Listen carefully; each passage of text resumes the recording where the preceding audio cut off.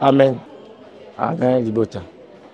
Ngai ndeko Christian Nkoko naza pe na ba témoignage ebele pour na église Liloba na Nzambe.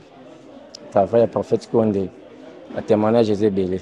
Nazo pesa kaka moko et événement on a coûté na mercredi.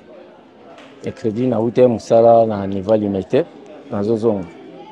Akomi na poma tete embouteillage ezali makasi.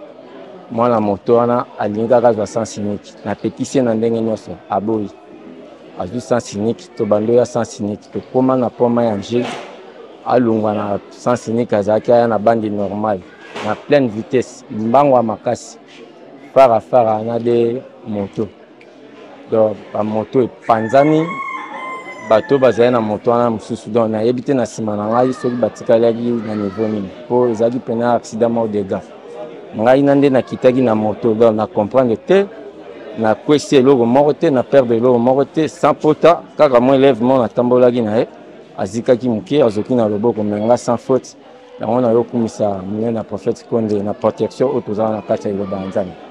Amen.